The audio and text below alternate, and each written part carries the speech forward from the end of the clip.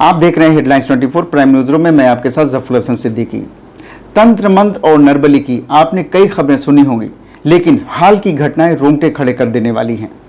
अभी हाल ही में आगरा के तांत्रिक ने 2.5 साल के बच्चे को किडनैप कर बलि चढ़ा दी और कहा कि देवी को खुश करने के लिए किया है।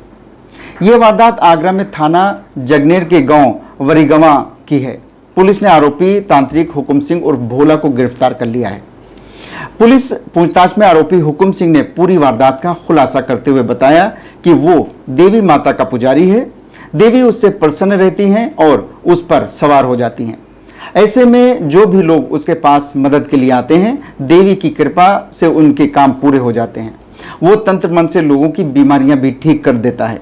लेकिन कुछ समय से उसके तंत्र मंत्र का असर कम होने लगा था, क्योंकि देवी उससे रूठ गई थी। इसलिए देवी को प्रसन्न करने के लिए उसे बच्चे की बलि देने का निश्चय किया। हुकुम सिंह ने बताया कि उसने गांव के ही रहने वाले राम अवतार को गोद में 2.5 साल के ऋतिक को ले जाते हुए देखा था, जिसके बाद उसके दिमाग में आया कि यदि वो राम अवतार के बेटे की बलि दे देता है तो देवी प्रसन्न हो जाएंगी। जब गांव के ही राम अवतार का बेटा कुएं के पास अकेला खेल रहा था तो उसने बच्चे को उठा लिया, मंदिर के पास ट्यूबवेल की कोठरी में ले जाकर बच्चे की हत्या कर दी और फिर बच्चे की लाश को देवी के चरणों में अर्पित कर दिया। इसके बाद किसी को शक ना हो, इसके लिए बच्चे की लाश को प्लास्टिक की बोरी में बंद कर किवाड़ नदी में जाकर फेंक दिया। लाश फेंकने से पहले प्लास्टिक की बोरी निकाल दी, जिससे बच्चे की लाश को जानवर खा लें और किसी को इस घटना की जानकारी ना हो सके। लेकिन बच्चे को उठाकर ले जाते हुए गांव के ही प्रदीप ने देख लिया था, जिस पर तांत्रिक ने उसे धमकी दी थी कि अगर पुलिस को या किसी को कुछ भी बताया तो उसकी भी बलि चढ़ा दी जाएगी। लेकिन प्रदीप ने पुलिस को सब कुछ बता दिया, जिसके बाद पुलिस उसके पीछे पड़ गई और आखिरकार उसे गिरफ्तार कर जेल भेज दिया गया। अंधविश्वास का दूसरा मामला प्रयागराज के डीहा गांव में एक बेहद चौंकाने वाला मामला सामने आया है। यह एक परिवार की 18 वर्षीय बेटी अंतिमा यादव के शव के साथ 5 दिन तक घर के भीतर बंद रहा। दुर्गंध आने पर ग्रामीणों ने पुलिस को सूचना दी, जिसके बाद घटना की जानकारी हुई। भीतर जाने पर घर में 11 अन्य सदस्य भी बीमार पड़े मिले। इसमें से एक की हालत गंभीर थी। पूछताछ में पता चला कि घर में कई दिनों तक खाना नहीं बनता था और परिवार के लोग सिर्फ गंगा जल पीते थे। पुलिस ने सभी को अस्पताल भिजवाया है, जहां उनका इलाज जारी है। डीहा गांव निवासी अभयराज यादव प्राइवेट नौकरी करता था। कोरोना के दौरान नौकरी छूटने पर वो घर पर ही रहने लगा था। उसकी 5 बेटियां व 3 बेटे हैं। 4 बेटियों की शादी भी हो चुकी है और एक को छोड़ 3 बेटियां इन दिनों मायके में ही थी। मंगलवार दोपहर घर से तेज दुर्गंध आने पर पड़ोसियों ने सूचना दी तो पुलिस पहुंची। घर के भीतर जाने पर अंतिमा का शव पड़ा मिला। शव कई दिन पुराना था और इसी से दुर्गंध आ रही थी।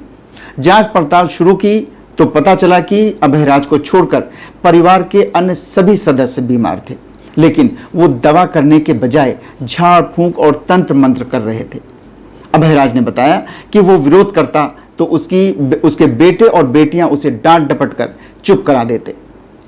बेटी अंतिमा की हालत बिगड़ने पर उसने एक बार फिर दवा करने को कहा तो सभी ने उसे एक कमरे में बंद कर दिया।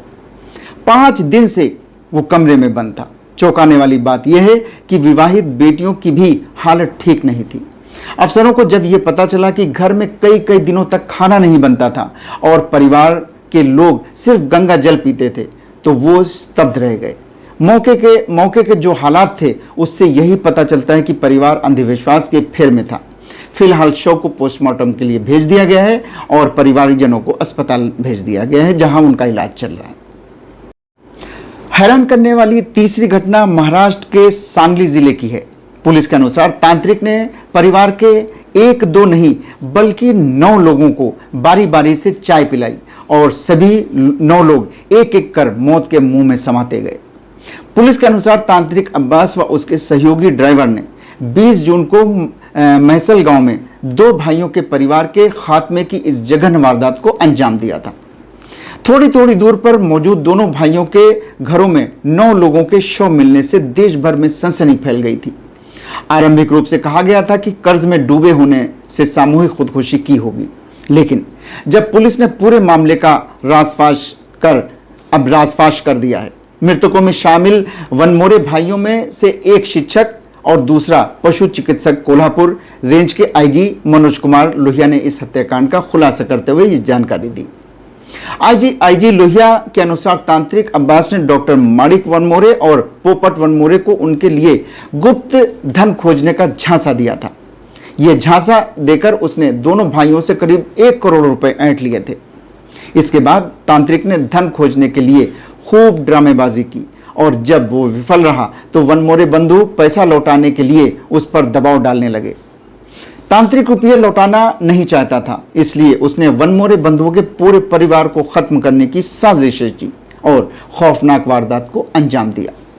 तांत्रिक वनमोरे परिवार के लोगों को उनके घरों की छत पर भेजा। इसके बाद बारी बारी से उन्हें नीचे बुलाया और उसके द्वारा तैयार चाय पीने के लिए कहा। पुलिस का दावा है कि चाय में कोई जहरीला पदार्थ मिला हुआ था, जिसे पीने के बाद वनमोरे परिवार के लोग बेहोश होकर दम तोड़ते गए। पुलिस ने माना कि गड़ा या गुप्त धन पाने के चक्कर में वनमोरे बंधुओं ने लोगों से कर्ज लिया हुआ था। इस पर 19 लोगों को आत्महत्या के लिए उकसाने के आरोप में गिरफ्तार भी किया गया है। अगर आपको हमारा चैनल पसंद आता है तो इसे लाइक, शेयर और सब्सक्राइब करें, क्योंकि आपको हमारे चैनल पर मिलेंगे सिर्फ और सिर्फ सच्ची खबरें। तो देखते रहिए हेडलाइंस 24 सच के साथ।